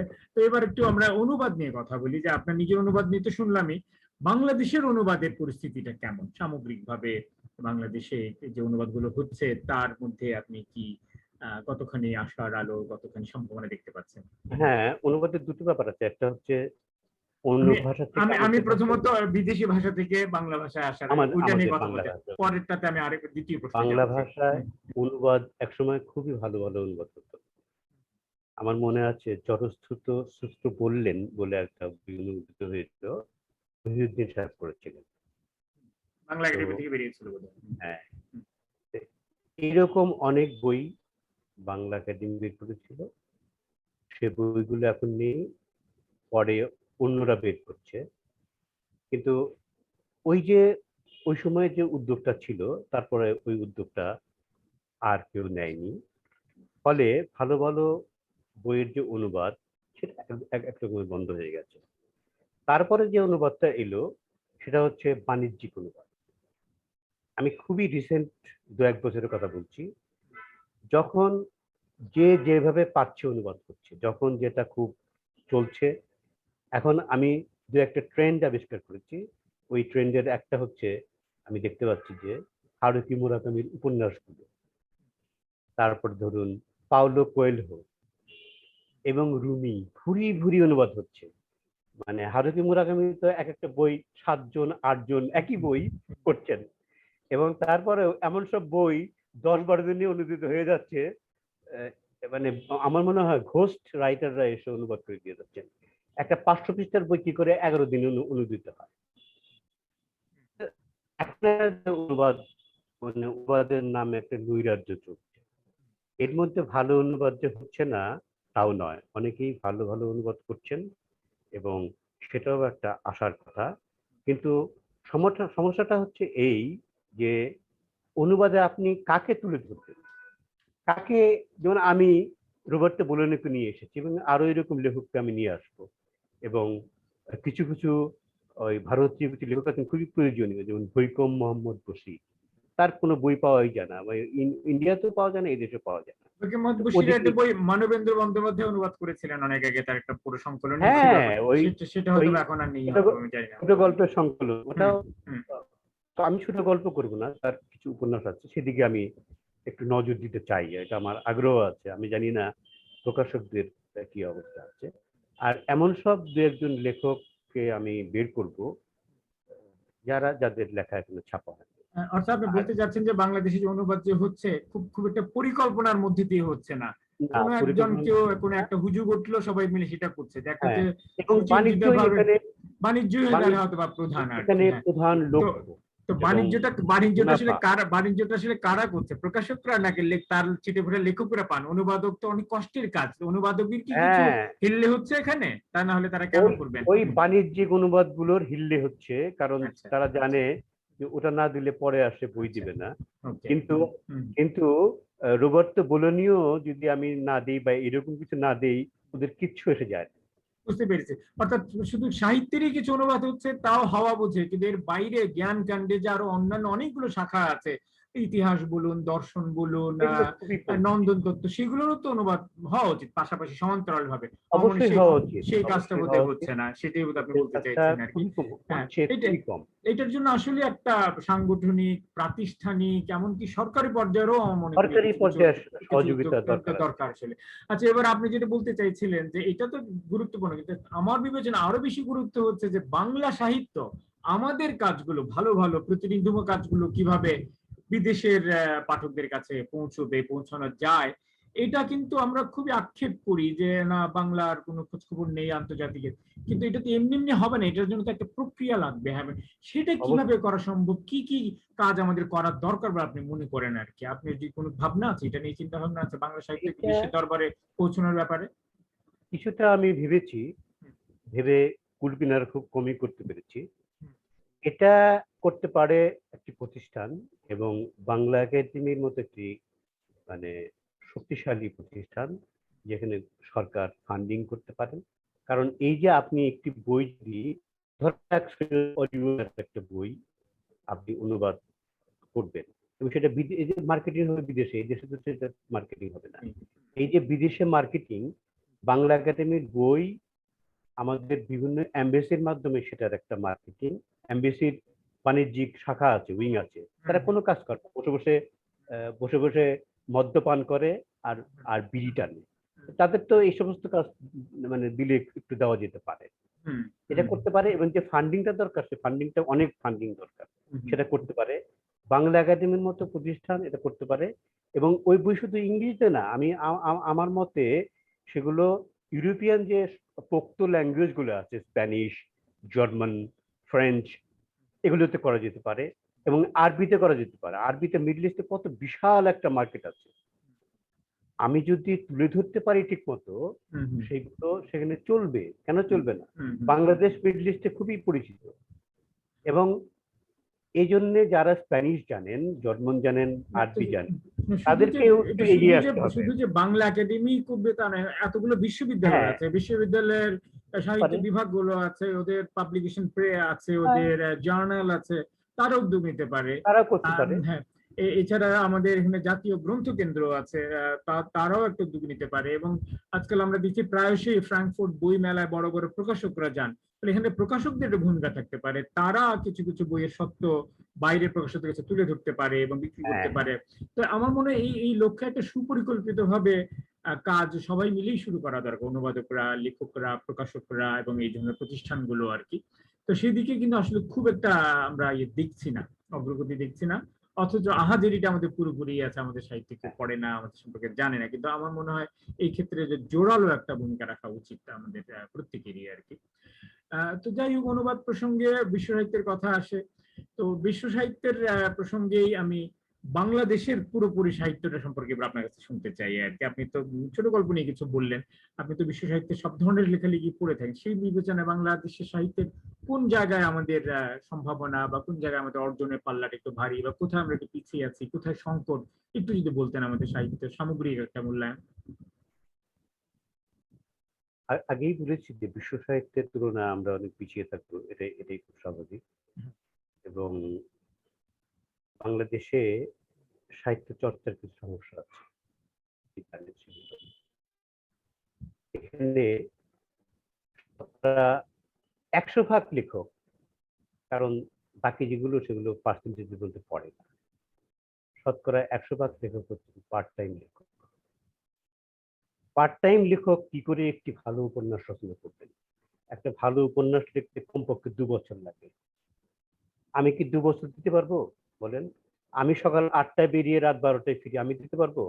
বা যারা আরো একটু রিল্যাক্স অবস্থায় থাকেন, ওই বিশ্ববিদ্যালয়ের অধ্যাপক, কলেজের অধ্যাপকরা, তারা কি পারবেন? পারবেন না। আপনি যদি একেবারে বিনে পয়সায় যদি কাজ করিয়ে নিতে চান, তাহলে সেইখানে কোনো ভালো সাহিত্য রচনা হওয়ার অবকাশ নেই। যে সমস্ত ভালো সাহিত্য রচিত হয়েছে অদ্যাবধি, সেগুলো লেখকদের ঐকান্তিক ইচ্ছা, আকাঙ্ক্ষা, প্রবল ব্যক্তিগত প্যাশন, ব্যক্তিগত আগ্রহ, সেখান থেকে তারা লিখেছেন। কেন লিখেছেন? তারা না লিখে পারেননি। সৈয়দ অলিউল্লাহ প্যারিসে বসে যে কটা বই লিখেছেন, কি অসাধারণ! আপনি দেখুন, সৈয়দ অলিউল্লাহ তো ওই ওই ধরনের অবকাশ ছিল, তাই না? তো সবার তো এরকম থাকবে না। এটা একটা বাংলাদেশের যে কোনো ধরনের অর্থাৎ সাহিত্যিকেরই অর্থাৎ পেশাদারিত্বের অভাব, মানে এটা সাহিত্যকে ঠিক একটা দারুণ ভাবে সার্বক্ষণিক পেশাদারিত্বের অভাব। সার্বক্ষণিক ভাবে কাজ হিসেবে নেয়া এবং পেশাদার ভাবে দেখার পরিবেশটাই তৈরি হয়নি এখানে। এবং এটা যে এই প্রশ্ন যদি আপনি তোলেন, তাহলে আমার তো মনে হয় সঙ্গে সঙ্গেই আসবে প্রকাশকদের কথা, আসবে আমাদের প্রকাশনা শিল্পের কথা আসবে। আমি অবশ্যই। আমি বলবো না যে প্রত্যেককেই সেটা করতে হবে, কিছু কিছু প্রকাশনা শিল্প যদি সে অর্থে পেশাদার না হয়ে ওঠে এবং তারা যদি লেখকদেরকে সেভাবে পৃষ্ঠপোষকতা না করে থাকে, তাহলে তো এই চর্চাটা কোনোদিনই হবে না। তো আপনি কোনোদিন আপনি আপনি আমাদের প্রকাশনা শিল্পের যে সংকটের জায়গাগুলো, বা আমাদের কোথায় আমরা আটকাচ্ছি, কেন উত্তরণ হচ্ছে না, কেন এই পেশাদারিত্বের চর্চা হচ্ছে না, সামগ্রিকভাবে আপনার অভিজ্ঞতার আলোকে যদি আমাদের প্রকাশনা জগৎটা নিয়ে যদি কথা বলতে পারেন, সেখান থেকে যদি উত্তরণের পথও যদি নির্দেশ করতেন, যেন আমাদের কিছু কিছু লেখক অন্তত লেখালেখিটাকে একটা পেশা হিসেবে নিতে পারেন, সার্বক্ষণিক কর্মকাণ্ড হিসেবে নিতে পারেন, আপনার ভাবনা চিন্তাগুলো একটু যদি আমাদের সঙ্গে ভাগ করে নিতেন। 1 নম্বর হচ্ছে, আমাদের দেশে যারা প্রকাশক আছেন, যেহেতু আপনি একজন লেখক এবং অনুবাদক, সবকিছু আপনাকে একটুখানি সাক্ষী দিতে পারা যায়। আমি চোখ বুঝতেই দেখতে পারি যে এদেশের প্রকাশনা শিল্প কারা পরিচালনা করছে। খুবই দুর্ভাগ্যজনক ভাবে এরা সাহিত্য মনস্ক নন। প্রকাশনা শিল্পে আসা এটা আলু পটলের ব্যবসা না যে আপনি শুরু করে দিলেন। এইখানে সাহিত্য মনস্ক যদি আপনি বিদেশে দেখেন, প্রত্যেকটা মানে যে বড় বড় প্রকাশনার যারা কর্ণধার বা যারা কর্মকর্তা বা এডিটর্স, তারা প্রত্যেকেই শিক্ষিত মানুষ এবং প্রত্যেকেই সাহিত্যামোদী। তারা তো মুনাফা করবেনই, কিন্তু মুনাফা তারা ওইভাবে করতে চান না। তারা একটা ভালো কিছু করে, একটা উন্নত কিছু করে দেশ ও জাতিকে কিছু দিয়ে সেই ব্যবসাটা করতে চান। শুধু পেশার জন্য একটা পেশা করা, ব্যবসার জন্য ব্যবসা করা, এটার জন্য না। এই গেল যে একটা অসাহিত্যিক প্রকাশক কি করে আপনার পাণ্ডুলিপি মূল্যায়ন করবেন? আপনার পাণ্ডুলিপি দেখার জন্য কোনো সম্পাদক নেই, আপনার লেখকের সাথে পরিচয় করার জন্য কোনো এজেন্ট নেই। তা আপনাকে আপনাকে যে ছুটতে হবে প্রকাশকের ওই বাংলা বাজারের ঘুপচিতে। এবং আমি একবার এক প্রকাশকের কাছে গেলাম, বিখ্যাত নাম করা প্রকাশক, আমাকে একটা ছেলে নিয়ে গেল, আমার খুব পরিচিত, বইয়ের দোকানে কাজ করতে। বললো, স্যার চলেন, আপনার এত বিখ্যাত বইটা আমি নিয়ে যাই। সেটা হচ্ছে টু উইমেন। ওখানে প্রকাশ হওয়ার আগে টু উইমেন 3টা সংস্করণ বেরিয়েছে, একটি পেপারব্যাক সংস্করণ, একটি মাঝারি গতির প্রতিষ্ঠানের সংস্করণ, একটি এখন যেটা আছে সেটা একটি একটি অন্য ধরনের একটি প্রকাশনা, একটি বামপন্থী সংগঠনের সঙ্গে যুক্ত প্রকাশনা। তিনটা এডিশন বেরিয়েছে টু উইমেনের। যাই হোক, তা আমি খুব আশাবাদী হয়ে গেলাম। সেই বিখ্যাত প্রকাশক বইটা নেড়ে চেড়ে দেখে বললেন যে পুরা বইটা যদি 1200 টাকায় আমাকে দেন তাহলে আপনি দিতে পারেন। আমি বললাম, ভাইজান আপনি যদি আলু পটল ঠিক এইভাবে এই আলু পটলের ব্যবসা যদি করতেন খুব ভালো করতেন, কারণ আমি দরদাম খুব ভালো করতে পারি। ওই ছেলেটাও খুব বোকা বনে গেল, আমি বোকা বনে গেলাম, তারপরে চলে গেলাম। তো ওই লোকটি, আমি যদি নাম বলিয়ে প্রকাশক আপনি চমক করবেন, এই লোক এই কথা কি করে বল? এইগুলো নিয়ে তো কেউ কথা বলে না কোনদিন, কারণ তারা একটু মানে ক্ষীণ আশা রাখেন যে তার বইটি উনি বের করতে পারেন। এই ক্ষীণ আশার থেকে কোনো লেখক কোনোদিন কিছু বলেন না, কিন্তু বই বের হলেই বা কি লাভ? যে সামান্য একটু নাম হলো আর কি, পরিচয় হলো, কিন্তু তার যে পরিশ্রম, তার যে এত সময়, তার যে এত অভিনিবেশ গেল, তার কোনো আর্থিক মূল্য তো তিনি পাচ্ছেন না বিনিময়ে। আমার তো মনে হয় না কে খুব বেশি কোনো লেখকই অনুবাদক তো, হ্যাঁ, অনুবাদক বা লেখকরাও সাধারণভাবে তো পান না আর কি। হ্যাঁ, পান তাহলে না তো। ছাপানোর ব্যাপারে কেন এতটা ব্যাকুলতা? আমার মনে হয় আসলে আমাদের লেখকদেরও ছাপানোর ব্যাপারে হ্যাঁ, এইখান থেকে ছাপানের লেখকদের এই দুর্বলতাও কাটিয়ে ওঠা উচিত। তা না হলে প্রকাশকরা তো ব্যবহার করবেই, তাদের দুর্বলতার সুযোগ নেবেই আসলে। হ্যাঁ, তাহলে এখন লেখকদের কি কোনো সংগঠনের কোনো প্রয়োজনীয়তা আপনি অনুভব করেন, বা সে ধরনের সংগঠন কি এর আছে, বা আগে সেটাকে করা যেতে পারে? হুম, এর আগে একটু বলিনি, হুম, হুম, ছাপানের ব্যাকুলতা কার থাকে, কোন বয়সী লোকের থাকে? হুম, মধ্যপ্রাচ্যে চাকরি করছে এরকম একটা লোক বইমেলার আগে 3 লক্ষ টাকা পাঠিয়ে দেন তার বইটা বের করার জন্য। একুশে মেলার একটু আগ দিয়ে আসেন, তারপরে উনি 1 লক্ষ টাকা খরচ করে হুম, ওই মোড়ক উন্মোচন করেন। তাহলে কত হলো? 3 আর 1 4 লক্ষ টাকা উনি খরচ করেন হুম, গুটি কয়েক বইয়ের জন্য। কারণ তার যারা মিডিয়া তারা বলেছে যে এত টাকা লাগবে। তার যে প্রকাশের ব্যাকুলতা আর সত্যিকার লেখকের প্রকাশের ব্যাকুলতা কি এক?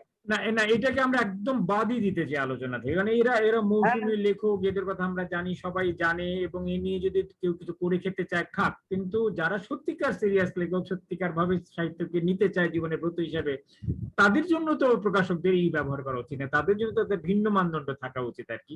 এবং সেটা যদি না থাকে তাহলে কিছু নজরদারি প্রতিষ্ঠান হওয়া উচিত, বাংলা একাডেমি কিছু ভূমিকা থাকা উচিত, গ্রন্থকেন্দ্রে কিছু ভূমিকা থাকা উচিত, লেখকদের কিছু সংগঠন থাকা উচিত, যেন এই জায়গাগুলোতে লেখকরা ক্ষতিগ্রস্ত না হন আর কি। সেই জন্যই বলছিলাম যে আপনি কি কোন সংগঠন কি আছে, বা করা যেতে না পারে এই না, না কোথায় বাধাগুলো কোথায় আর কি? লেখকরা নিশ্চয়ই ভুক্তভোগী, সংগঠন সবাই সবাই তো চাইবে না তাদের পরিশ্রমের একটা মূল্য পেতে। সেটা কি অবশ্যই, করা যেতে পারে? এবং এক্ষেত্রে শুধু একটি অপশনই খোলা থাকে, সেটি হচ্ছে রাইটার্স প্রপার্টি, যেটা রাইটার্স বিদেশে প্রপার্টি, হ্যাঁ। কোঅপারেটিভ, হুম, হুম, যেটা বিদেশে আছে জার্নালিস্ট কোঅপারেটিভ। জার্নালিস্ট এই পত্রিকার মালিক, তার যেহেতু মালিকের বশ্যতা স্বীকার করতে চান না, মালিকের লাঠি গুঁতো খেতে চান না, এই জন্য তারা নিজেরাই মালিকানা করে পত্রিকাটা বের করেন, নিজেরাই ইনভেস্ট করেন কোঅপারেটিভ সিস্টেমে। অনেক বড় বড় পত্রিকা কিভাবে চলে। রাইটার্স কোঅপারেটিভ যদি আপনি করতে পারেন, সেখানে আপনি আলম অনেক বড় লোক মানুষ, ধরা যাক আপনি 20,000 টাকা দিলেন, আর আব্দুল কুদ্দুস আর একটা ছোট লেখক বা তার অর্থনৈতিক ক্ষমতা আর একটু কম, উনি 15,000 টাকা দিলেন। এইভাবে করে একটা ফান্ড রেজ করে আপনি একটা প্রকাশনা সংস্থা খুলতে পারেন, এবং সেইখানে একটা প্রতিজ্ঞা থাকবে যে আমরা আমরা ওই ওই ওই প্রকাশকদের বই দেব। এটা আগেই প্রতিজ্ঞাটা করে নিতে হবে যে আমি, হ্যাঁ, আছে ওইরকম সুবিমল মিশ্র, আপনি আপনি দেখেছেন যে সে কোনোদিন কোনো কম্প্রোমাইজ করেছে এক ফোঁটা? সুবিমল মিশ্রকে লেখক হন নাই? সুবিমল একজনই আসলে, হ্যাঁ, গোটা বাংলাদেশের তিনি একাই একজনই আর কি। না, একজন না, তবে আছে। হ্যাঁ, তবে সেরকম কিছু কিছু উদাহরণ আমরা হতে পারে, চিনি কিন্তু না, কিন্তু আছে। এটা একটা সার্বিক সমাধান নয়, এটা নিশ্চয়ই সব লেখকরা এটা পারবে না, করবে না, এবং এর মাধ্যমে গোটা সংকটকে সমাধান করা যাবে না। এটা একটা সার্বিক প্রাতিষ্ঠানিক, সাংগঠনিক, তাহলে তাহলে রাষ্ট্রীয়, বাংলা একাডেমি এ, করবে, হ্যাঁ হ্যাঁ, আমার লেখক মনে হয় আর প্রকল্পের কি, মতো লেখক, প্রকল্প করবে। তবে তার জন্য লেখকদিকে সোচ্চার হতে হবে, সোচ্চার হতে হবে, সংগঠিত হতে হবে, এবং তাদের অভিজ্ঞতাগুলোকে সামনে আনতে হবে আর কি, আমি আমি মনে করি আর কি। আর আমাদের আশা করি কিছু কয়েকজন প্রকাশক, অন্তত 8-10 জন প্রকাশক যদি একটু শুভবুদ্ধির উদয় হয়, তারা যদি বাস্তবতাটা বোঝেন, দেশকে, আমাদের ভাষাকে, সাহিত্যকে ভালোবাসেন, তারা হয়তো বা কিছুটা পেশাদারিত্ব চর্চা শুরু করতে হবে। কেউ কেউ শুরু অবশ্যই। করেছে, একেবারে যে কি নিয়ে আমি বলবো না, নেই। 3-4 জনের কথা আমি জানি তারা করছে। এরকম আর একটু বেশি করে হলে আমার মনে হয় অন্তত কিছু পেশাদার লেখক আমরা পাবো, কিছু সার্বক্ষণিক লেখক আমরা পাবো, এবং তার ফল, ইতিবাচক ফল বাংলা সাহিত্যে পড়তে বাধ্য আর কি। কিন্তু এখানে এই সূত্রে আরেকটা কথা বলি, এই প্রকাশকরাই, অধিকাংশ প্রকাশকই বলেন যে বাংলাদেশে যথেষ্ট পাঠক নেই, তাদের বই বিক্রি হয় না, এবং এটা আমরা নিজেরাও দেখি, তারা আজকাল বই 300 কি 500 কপি বার করেন, অথচ এক সময় যে কোনো বই বাংলাদেশে 1000, 1200, 1500 কপি বার হতো আর কি। দেশের জনসংখ্যা বেড়েছে, শিক্ষার হার বেড়েছে, তারপরে পাঠক কমে যাচ্ছে। এইটিকে আপনি, এই বাস্তবতাকে আপনি কিভাবে ব্যাখ্যা করেন? বা যদি সত্যি পাঠক কমে গিয়ে থাকে, পাঠক বাড়ানোর জন্য আমাদের দেশে একটা সার্বিক পাঠ সংস্কৃতি কে জাগানোর জন্য আমরা কি করতে পারি, যার প্রভাব আসলে প্রকাশনা শিল্পে পড়বে বলে আমি মনে করি আর কি। আপনি এই জায়গাটা নিয়ে যদি কথা বলতেন। এটা তো একটা মানে খুবই সংকটের কথা যে পাঠক, মানে আমাদের বইয়ের বাজারটা খুব মানে সংকীর্ণ, খুবই ছোট বাজার একটা। কিন্তু আলম, আপনি একটি বই লিখলেন যে দ্বিতীয় লিঙ্গের, আপনার বইয়ের নামটি কি দ্বিতীয় বলেছিলেন? লিঙ্গের পরে, আফটার দ্য সেকেন্ড সেক্স, পরে হ্যাঁ হ্যাঁ, সিমন দা বুভেয়ার। তো আপনি লিখলেন ওই বইটা ঢাকা থেকে প্রকাশিত হলো। ওই বইটা কি আপনার খুব কাছের একটা জেলা বান্দরবনে গিয়ে আপনি পাবেন ওই বইটা? তা এত কাছের আপনার জেলা, আপনি সেখানেই আপনি মানে পাঠানোর ব্যবস্থা করতে পারেন না। আমি তো মনে করি যে বান্দরবানে অন্তত আপনার 5 জন পাঠক আছে। এই যে বইয়ের মার্কেটিং এর ক্ষেত্রে এত বড় একটা ফাঁকি রয়ে গেছে, সেটাকে তো অ্যাড্রেস করতে হবে, রাইট। তাই না? এই আমার তো কথাটা, মনে হয় এই কথাটা খুবই সত্যি কথা, এটা অনেকে বলে না, বলতে চায় না। আমি মনে করি আমাদের মার্কেটিং এর, বিপণনের একটা বিশাল দুর্বলতা রয়ে ব্যবস্থাই গেছে। নাই। আমরা তার শেষ চেষ্টাটুকু করে দেখিনি আসলে। প্রত্যেকটা জেলায় অন্তত প্রতিটি ভালো বইয়ের অন্তত 10-12 জন পাঠক তো আছে। আছে, তাদের আছে। কাছে, তাদের কাছে কেন, অসুবিধাটা কোথায় আপনি বলেন তো? এখন তো অসুবিধা হওয়ার কথা নয়, বাংলাদেশের যোগাযোগ ব্যবস্থার এত উন্নতি হয়েছে, কিন্তু আসলে প্রকাশকরা আগ্রহী হন না কেন সারা দেশে তাদের বইয়ের বিপণনের ক্ষেত্রে?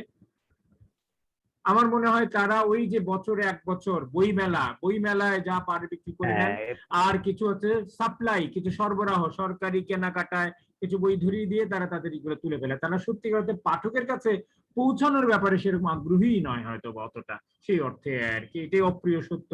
আর দ্বিতীয়ত, যদি শারীরিক ভাবে নাও যাওয়া যায়, এখন তো তথ্য প্রযুক্তির যুগ, কুরিয়ার এখন সার্ভিস আছে, এখন অনলাইন, এখন অনেক কিছু আছে। ওয়েবসাইটের মাধ্যমে, ফেসবুকে, সোশ্যাল মিডিয়ার মাধ্যমে নানাভাবেই বিবরণ করা সম্ভব আর কি। সেই কাজটাও বোধহয় ঠিকঠাক তারা করে উঠছেন, সেটা হলো তাদের ব্যর্থতা। এটা একেবারে চোখে আঙুল দিয়ে আমি দেখাতে পারি, এটা একটা বিরাট ভূমিকা। কিন্তু আমার কথা হলো, সাধারণভাবে তো আমাদের পাঠাভ্যাসও তো কমে যাচ্ছে বলে আপনার মনে হয় না, তাই না?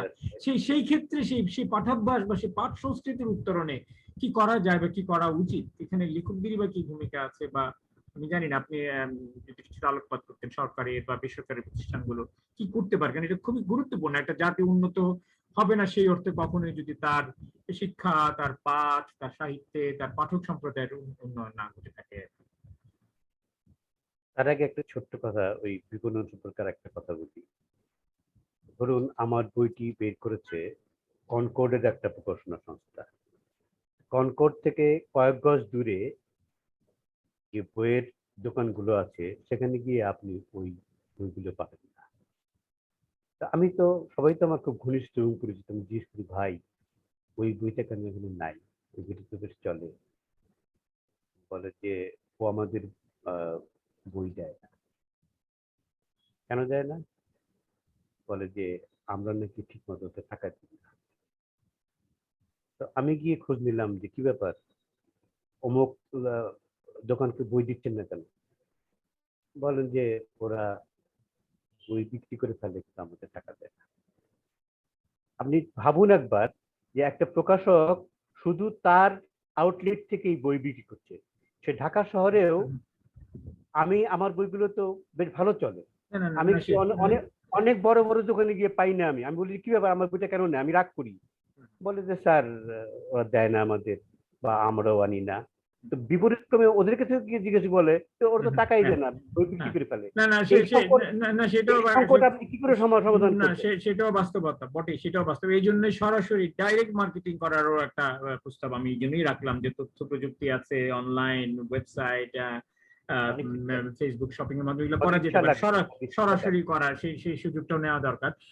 এবার আমরা ওই যে যেটা বলতে চাচ্ছিলাম, পাঠক বাড়ানোর হ্যাঁ, ক্ষেত্রে বিশ্ব পাঠক সাহিত্য বাড়ানো। কেন্দ্রের মতো একটা বড় প্রতিষ্ঠান প্রায় 40 বছর ধরে কাজ করছে এবং বেশ একেবারেই নিষ্ঠার ব্যর্থ সঙ্গে করছে, প্রতিষ্ঠান কিন্তু পাঠ্যাভ্যাসের দিক থেকে। তা কেন কেন মানে সংকটগুলো কোথায় বা সমস্যাগুলো কোথায়, কেন হচ্ছে না, কিভাবে? আপনার নিশ্চয়ই কিছু চিন্তা আছে, এটা আমরা সবাইকে এটা নিয়ে ভাবনা চিন্তা করা দরকার আসলে, না হলে তো এই লেখালেখি করা না, বৃথা, এই সাহিত্য নিয়ে এটা কথা তো বলাটাও বৃথা, যদি যার জন্য লেখা তাদের কাছেই বইগুলো পৌঁছানো যায়, তারাই যদি না পড়ে আর কি। হ্যাঁ, তো পাঠক পাঠ সংস্কৃতি উত্তরণের জন্য আপনার কি পরামর্শ আছে আমাদের দেশে? দেখুন, এটা দেশের সার্বিক একটা সংকট এবং এটা দেশের সংস্কৃতির সঙ্গে জড়িত। আমি আগে এই 70-80 দশকে ফ্রিকুয়েন্টলি কলকাতা যেতাম এবং খুব সাধারণ লোকদের সঙ্গে আমার পরিচয় ছিল, আমি তাদের বাড়িতে যেতাম, আমার এলাকার লোক খুঁজে পেতে যেতাম, ওরা খুব যত্ন করে খাওয়াতো। হয়তো কেরানি, হয়তো ছোট দোকানদার, খুব বেশি লেখাপড়াও জানে না। আমি যতগুলো বাড়িতে গিয়েছি প্রত্যেকের বাড়িতে একটা বাঁশের শেলফ আছে এবং সেখানে অন্তত 100 খানা বই আছে। তো আপনার গুলশান বনানীর লোকদের কটা বই আছে? আছে মোটা মোটা বই নীলক্ষেত থেকে কিনে নিয়ে ড্রয়িং রুম সাজায়। ওইখান থেকে আমি উম্বরতুই করে একটা বই ছিনিয়ে নিয়েছিলাম যে আপা আমাকে এই বইটা দিয়ে দেন, আমি কিনবো। বলে যে না আপনাকে কিনতে হবে না, আপনাকে গিফট করলাম। তা আপনি এটা কি কি করে আপনি সমাধান করবেন? না না, এটা এটা তো এই যে হ্যাঁ, আমাদের আমাদের রক্তের ভিতরে না, আমাদের সংস্কৃতির মধ্যে নাই যে আমরা মানে বাইরের একটা বই পড়বো। অথচ না কিছুদিন আগেও আমাদের যারা মা খালামারা ছিলেন তারা দুপুরবেলায় শরৎচন্দ্রের দত্তা পড়তেন বুকুর উপর লিখে লিখে, এই পাকিস্তানি আমলে পড়ছে। তো এটা তো ধরেন তখন ওই সংস্কৃতিটা ছিল। এটা এখানটায় আমি যেটা ভেবেছি সেটাকে দেশের যে শিক্ষার যে কাঠামোগুলো আছে, কারিকুলাম গুলো আছে, ওইগুলো কিসের ভিত্তিতে তৈরি? ওইগুলো একটা একটা খুব পুরনো কথা ক্লিশে, যে কেরানি হওয়ার শিক্ষা। কেরানি হওয়ার শিক্ষা যেখানে আপনি দিচ্ছেন সরকারিভাবে, সেখানে জ্ঞান অন্বেষণ এবং পড়ে আনন্দ লাভ করার যে সংস্কৃতি, এটা আপনি কি করে আশা করবেন? তাহলে সেখানে যেতে হবে, সেখান থেকেই উদ্যোগটা আসতে হবে। স্কুল এবং কলেজগুলোতে ও প্রত্যেকের কিন্তু লাইব্রেরি আছে, লাইব্রেরিগুলো তালা মারা থাকে। আমি আমি অনেক কলেজে গিয়েছি, আমি প্রথমে যে কোনো শহরে গেলে কলেজে গিয়ে লাইব্রেরি চেক করি, বাজারে যাই, অনেক কিছু আমি করি। গিয়ে দেখি লাইব্রেরি গুলো বন্ধ, তালার মধ্যে জং ধরা, আপনি বাড়ি থেকে দেখতে পারবেন। কেন? ওখানে তো বই আছে। তো তারা বই কেন ইস্যু করে না? আমার আমার যে কলেজ ছিল সেখান থেকে আমি, বিশাল লাইব্রেরি, সেখান থেকে আমি বই নিয়ে পড়েছি। সেখানে প্রচুর, সেখানে আর্টের উপর বই আমি পেয়েছি, পিকাসোর উপর বই আমি আমার কলেজ লাইব্রেরিতে আমি পেয়েছি সেই সময়, মানে 73-74 সালে। তাহলে ওই কলেজের লাইব্রেরিটা খুলবে না কেন, স্কুলের লাইব্রেরিটা খুলবে না কেন? এগুলো দেখার কি কোনো লোক নাই? ওখান থেকে তো পাঠ্যাভ্যাসটা গড়ে উঠবে। তারপরে ধরেন এটাই আপনি সত্যিকারের একটা সমাধানের কথা বলেছেন। আসলে গোড়া থেকে শুরু থেকে না করলে হবে না। এক হতে হবে বিদ্যালয়ে, আরেক হতে হবে পরিবারে। সেখান থেকে যে পাঠ্যপুস্তক না হঠাৎ করে মধ্যপথে এসে আমার মনে হয় না হবে কেউ না। করবে আর কি। এর সঙ্গে কিছু কিছু ভূমিকা রাখতে পারে এই প্রচার মাধ্যমগুলো যদি নিয়মিত বই পত্র, শিল্পী, সাহিত্যিক এদের উপর অনুষ্ঠান করে, যদি তার একটা প্রভাব পড়ে পরবর্তী প্রজন্মের উপরে। তারপর করা যেতে পারে যে বই পত্রিকার নিয়ে পুস্তক সমালোচনা, যে পত্রিকা বুক রিভিউর যে নানা রকম পত্রিকা এবং দৈনিক পত্রিকা, সাময়িক পত্রিকাতে, এবং শুধু বই সমালোচনা পত্রিকাও অনেক বেশি করে যদি প্রকাশিত হতো, তাহলে এগুলো মানুষ খোঁজ পেত কোনটা ভালো বই, কেন ভালো বই, সেগুলো জানতো। এই কাজগুলোও কিছু হচ্ছে, তো সব মিলিয়ে একটা বেশ দুর্ভিক্ষাবস্থা আর কি। কিন্তু আপনি নৈরাজ্যকর অবস্থা। কিন্তু আপনি একটা কথা যে বলছিলেন যে বিশ্ব সাহিত্য কেন্দ্রের কথা, যে তারা ব্যর্থ, কিন্তু কেন ব্যর্থ হবে? তাদের তো আন্তরিকতা, সদিচ্ছা, বিনিয়োগ কোনো কিছুরই কোনো অভাব ছিল না। তারা কেন ব্যর্থ হলো? এটা তো কোনো সরকারি প্রতিষ্ঠানও না, তারা তো চাইলে করতে পারেন, করছেও তারা। আপনার কি মনে হয়? দেখুন, কথাটা বলা ঠিক হবে কিনা আমি জানি না। ওখানে নমস্য ব্যক্তি আছেন, সেই নমস্য ব্যক্তি যা ভাবেন সেটাই হয়, তার বাইরে কিছু হয় না। এই এই ওই নমস্য ব্যক্তিটি যদি তার চিন্তা মত অনুযায়ী চলেন এবং সেইভাবে পরিচালনা করেন, তাহলে কিভাবে হবে? উনি ভাবছেন যে এটাই এনাফ। ওই করোনাতে দুনিয়ার সবকিছু খুলে গেছে, লাইব্রেরিটা 1.5 বছর যাবৎ বন্ধ। ওনাদের যে একটা লাইব্রেরি আছে, সেখানে কাউকে ঢুকতে দেওয়া হয় না। কেউ বই জমা দিতে চাইলে জমা দিতে হবে। কেন আপনি বলেন তো? পৃথিবীর কোথায় কোন লাইব্রেরি বন্ধ আছে? ওনার ওটা বন্ধ। আমি জানি না কেন। তো এইরকম যদি মনোভাব হয়, আর আরো খুব দুঃখের সঙ্গে বলতে হয় যে আমাদের দেশে প্রতিটি কাজের পিছনেই একটা পারপাস থাকে। সবাই তো আর ব্যাকের ওই ফজলে হোসেন আবেদের মতো না, যে পারপাসলেসলি উনি উনার তাগিদ থেকে করেছেন, তাই না? তা এই যে পারপাস সার্ভ করা, নিজের পারপাসটুকু সার্ভ হয়ে গেলে কেউ আর ওইদিকে মাথা ঘামাতে চায় না আমার মনে হয়। আমি জানি না সত্যি কিনা, মানে কেন এটা এত এত ইনফ্রাস্ট্রাকচারাল সুবিধা, এত কিছু বিশাল বিশাল বিল্ডিং, বিশাল বিশাল ইনফ্রাস্ট্রাকচার, এই ফার্নিচার, এত কিছু থাকার পরেও কিছু হচ্ছে না কেন? ওই যে বললাম আমি, একজনের ইচ্ছে মতো আচ্ছা। ওনার অধিকার আছে, উনি প্রতিষ্ঠানটা উনি উনি পরিচালনা করেন, ওনার অধিকার আছে। আমি অধিকারের ব্যাপারে কোনো আহ, কথা বলছি না। বা বা শুধু একটি মাত্র প্রতিষ্ঠান দিয়ে তো আর সারা দেশের সমস্যা সমাধান করা সম্ভব নয়। এরকম হয়তো আরো অনেক সম্মিলিত ভাবে যদি আরো কিছু কিছু কাজ হতো সর্বত্র সব মিলিয়ে, তাহলে হয়তো বা কিছুটা পরিবর্তন আমরা দেখতে পেতাম। যাই হোক, আমরা আমাদের সময়ও মোটামুটি ফুরিয়ে আসছে। আমি আরেকটা প্রশ্ন করতে চাই, এটা জাস্ট কৌতূহল, যে আপনি এই মুহূর্তে কি পড়ছেন, লিখছেন, বা সামনে কি পরিকল্পনা আছে আপনার সামগ্রিক লেখালেখি নিয়ে, বা বাংলাদেশি সাহিত্য নিয়ে আপনার কোন স্বপ্ন বা প্রত্যাশা আপনার মনে কাজ করে আর কি? এটাই যদি বলতেন আপনি। আসলে তো অনেকই আছে যে 50 বছর হয়ে গেছে একটা স্বাধীন দেশ। সেই স্বাধীন দেশে তো অনেক কিছু থাকার কথা ছিল, তাই না? এই স্বাধীন দেশে স্বাধীনতা কেন হয়েছিল? এত শোষণ আর বঞ্চনা হয়েছে এই দেশের উপরে, যেটা ইতিহাসের বইতে সেভাবে আসে নাই। হ্যাঁ, ওই আমরা তো নিজ চোখে দেখেছি, পশ্চিম পাকিস্তানে একটা কাগজের দিতে 4 আনা, আমার এখানে 12 আনা। এক একই দেশ, এত বৈষম্য হলো এবং মানুষ এত অত্যাচারিত হতো। আমি ছোটবেলায় পিলখানায় যেতাম আমার এক আত্মীয় সূত্রে।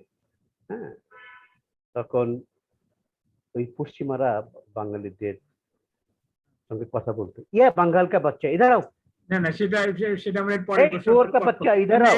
এর পরের প্রসঙ্গে যাব। আমি জানতে চাইছিলাম না আপনি না, এখন আপনি আপনি দেখুন, না আপনি এখন এই এই মুহূর্তে বঞ্চনার থেকে রক্ষা পাওয়ার জন্য আমরা মুক্তিযুদ্ধ করলাম এবং এত মানুষ রক্ত না দিল। সেটা আমাদের শেষ।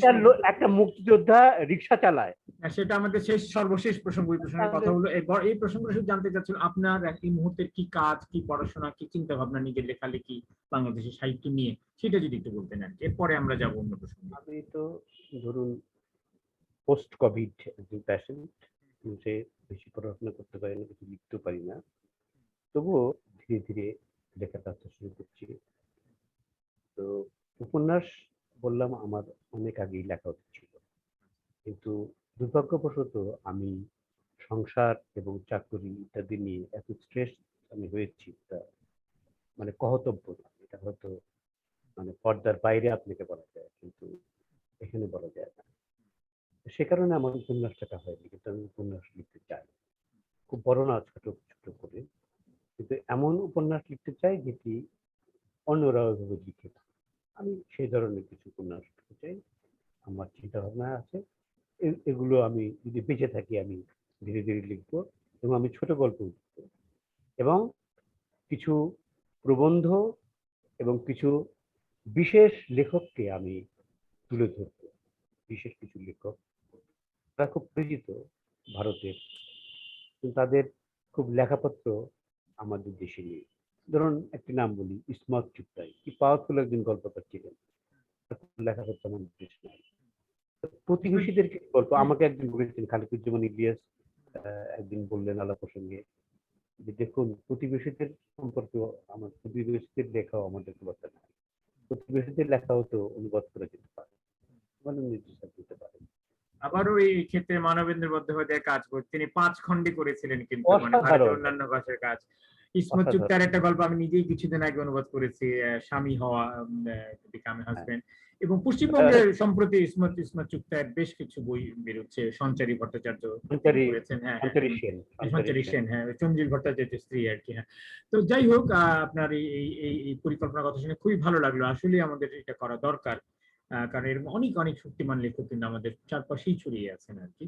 আজকে আমরা দেখলাম যে জয়ন্ত মহাপাত্র, একজন বিখ্যাত কবি, তিনি করোনায় ভুগছেন ভারতের, খুবই হ্যাঁ, একেবারে সংকটজনক অবস্থা। তো সেটাও সত্যি, আমাদের জন্য সত্যি। খুব দুর্ভাগ্যের বিষয় আর কি, যে এই মানুষগুলো লেখালেখির সঙ্গে আমরা পরিচিত হতে পারছি না এখন। তো যাই হোক, আমরা শেষ করব আমাদের শেষ প্রশ্ন। আহ এই যে বাংলাদেশের সুবর্ণ জয়ন্তী পালন করছি আমরা, স্বাধীনতার 50 বছর, আপনি যেটা বলতে বলতে প্রায় খানিকটা হ্যাঁ, সত্যি। উত্তেজিত হয়ে পড়েছিল, হওয়ার খুবই স্বাভাবিক আসলে, এত হতাশা এত নিরাশা চতুর্দিকে। তো এই বিষয়ে আপনার কাছ থেকে শুনতে চাইছি, আপনি একজন প্রগতিশীল রাজনীতি করা মানুষ, সাংবাদিকতা করেছেন দীর্ঘদিন, ব্যাংকিং সেক্টরে কাজ করেছেন। আপনি আমাদের এই 50 বছরের এই মুহূর্তের বাংলাদেশকে কিভাবে দেখেন, তার অগ্রগতি, তার ভবিষ্যতে আপনি কি প্রত্যাশা, কি স্বপ্ন, সব মিলিয়ে আপনার এই মুহূর্তে স্বদেশ ভাবনা, এটা সম্পর্কে যদি একটু আমাদের একটু বিশদে জানাতেন, বাংলাদেশকে এটা ঘিরে আপনার চিন্তা ভাবনা। আমি ছোটবেলা থেকেই স্বপ্ন দেখতাম যে এদেশের মানুষ, আমি কিন্তু মানে যখন ক্লাস 7-8 পড়ি তখন থেকে ছাত্র ইউনিয়নের সঙ্গে ছিলাম, এবং একটু যখন বড় হই তখন গলায় হারমোনিয়াম বেঁধে ওই গণমানুষের গান গাওয়ার জন্য গ্রাম গ্রামান্তর চলে গেছি। আর যারা বিখ্যাত নেতা ছিলেন কমিউনিস্ট, তাদের সঙ্গে গ্রাম বাংলায় হেঁটেছি। কমরেড মনি সিং, জিতেন ঘোষ, এরকম যারা ছিল, তারা আরো অনেকেই আছেন, তাদের মানে জীবন দেখেছি, এবং স্বাধীনতার জন্য তাদের ত্যাগ প্রতীক্ষা দেখেছি। এটা একটা সেকশনের কথা বললাম। তারপরে সাধারণ মানুষ যেভাবে মুক্তিযুদ্ধে অংশগ্রহণ করলো, আমি নিজে 71 সালে খুবই মোবাইল থেকে সাইকেলে করে বিভিন্ন জায়গায় গিয়ে গিয়ে মুক্তিযুদ্ধ, বিভিন্ন কার্যক্রম, মানুষের সাফারিংস, আমার নিজের সাফারিংস। একদিন আমি খালার বাড়ি থেকে সকালে রওনা হয়ে হেঁটে রাত 12টায় মানিকগঞ্জের বাড়িতে পৌঁছেছিলাম। আমার মা খেতে পাচ্ছেন কিনা, বাবা খেতে পাচ্ছেন কিনা, এটা দেখার জন্য। এই যে কষ্ট, আর আমার এক ভাই প্রাণ দিলেন বিডিআর এর পিলখানায়। উনি প্রথম দিনেই যখন শুয়োরকা বাচ্চা বলেছে, তখন উনি তার যে বাহিনী ছিল ছোটখাটো, সেটা তিনি ওদের উপর ঝাঁপিয়ে পড়েন। পারার তো কোনো কথা না, 10টা 303 রাইফেল দিয়ে তো সাথে পারা যাবে না। তারপরে উনি অনেকগুলো পাক সেনাকে, তার বন্ধুদের বর্ণনা আমি শুনেছি, হত্যা করে উনি শাহাদত বরণ করেছেন, শহীদ হয়েছেন। তো এই যে শহীদদের আরো লাখো শহীদ, এগুলো তো ক্লিশে হয়ে যাবে বললে। এত শহীদের আত্মত্যাগের বিনিময়ে বাংলাদেশ স্বাধীন হলো। তারপরে 3-4টা পার্টি ক্রমাগত ক্ষমতায় এলো, কিন্তু জনগণের জন্য তারা কিছু করলো না, এবং শুধু তারা নিজেদের জন্য করলো, নিজেদের পকেট ভারী করলো। এবং গণতন্ত্র একটি বুলি হিসাবে প্রচলিত হয়ে রয়েছে, গণতন্ত্রের যে প্র্যাকটিস সেটা আর হলো না। ফলে মুক্তিযোদ্ধাকে এখন রিক্সা চালাতে হয়, পাগলের বেশে মুক্তিযুদ্ধকে ঘুরতে হয়। আমার অনেক বন্ধু তারা সার্টিফিকেট পর্যন্ত নেয়নি। কেন নেয়নি? বলেছে যে যেখানে রাজাকারও সার্টিফিকেট পায় আর আমি মুক্তিযোদ্ধা হয়ে আমি সার্টিফিকেট কেন নেব? সার্টিফিকেট দিয়ে আমি কি করবো? সার্টিফিকেট আমি দিতে। ব্যাপার তো সেটা না, সেটা হলো যে কেন মুক্তিযুদ্ধটা হয়েছিল। বেশি কিছু তো না, সাধারণ মানুষ কিছু ভাত কাপড়, মোটা কাপড় যাতে পরতে পারে, সেই নিশ্চয়তাটা তারা চেয়েছিল, তাই না? ধরুন এই যে করোনা, আমি একজন খুব বড় ধরনের ট্যাক্স পেয়ার, লক্ষ লক্ষ টাকা আমি সারা জীবন ট্যাক্স দিয়েছি। আমাকে কেউ কি কোনোদিন সরকার ফোন করে বলেছে আপনার কি দরকার?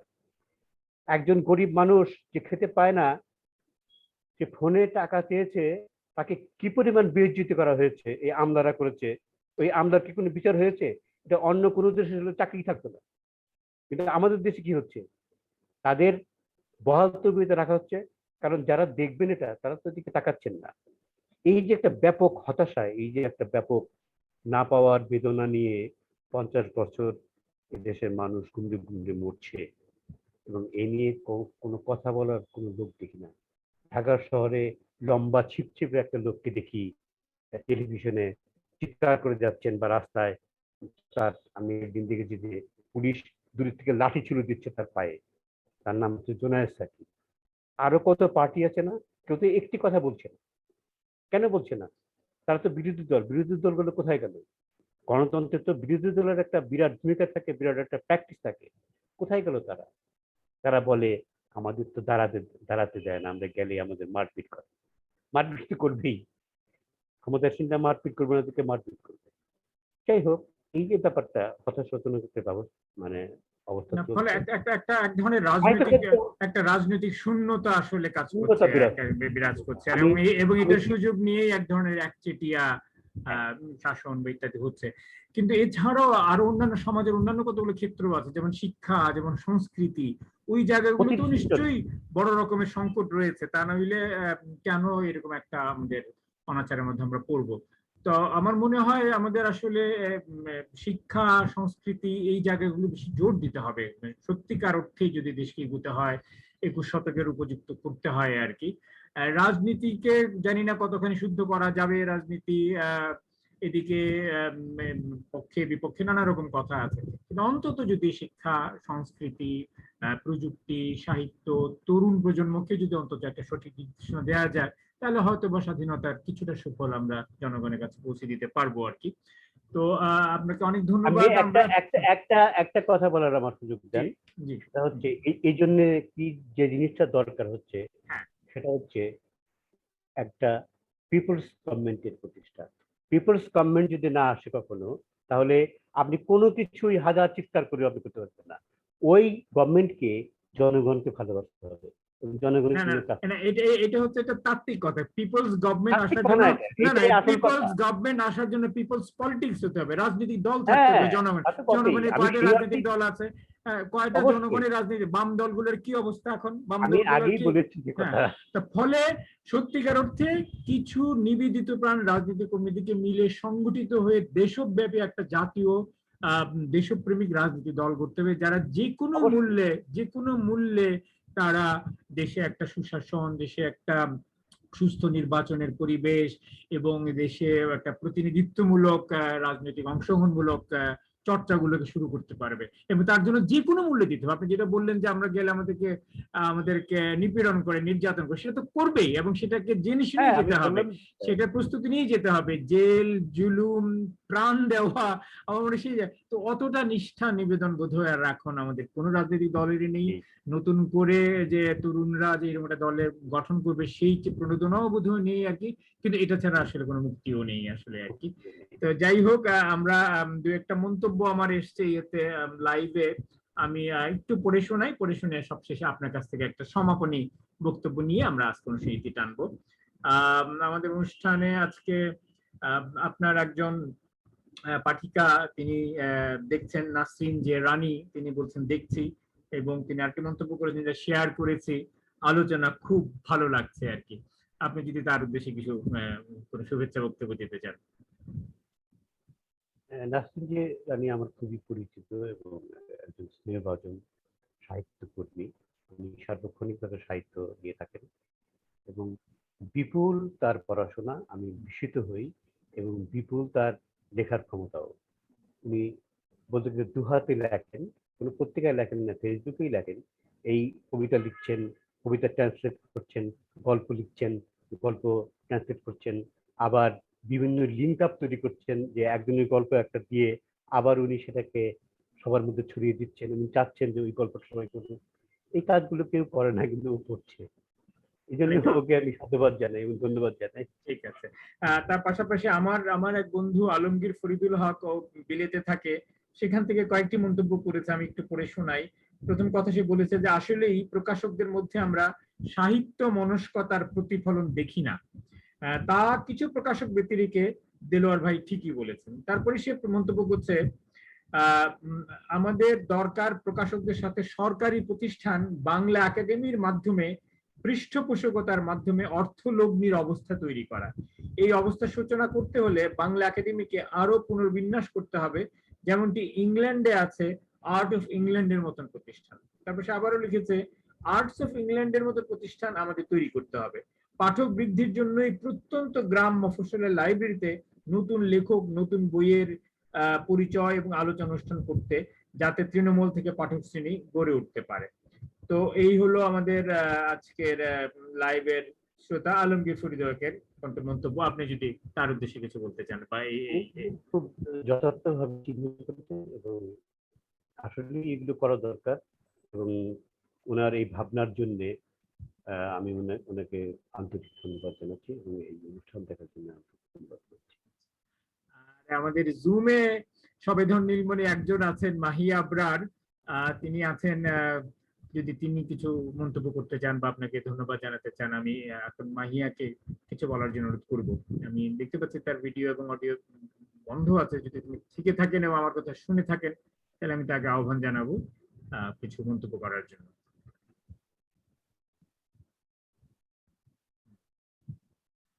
না, বোধহয় তিনি কম্পিউটার বা ফোনের কাছাকাছি নেই। তো আমরা তাহলে অনুষ্ঠানের রীতি টানতে চাই এখানে। তো শেষ করার আগে আমি আপনার কাছ থেকে একটা আনুষ্ঠানিক সমাপনী বক্তব্য নিতে চাইব, আপনার ক্লোজিং রিমার্ক, সমাপনী মন্তব্য।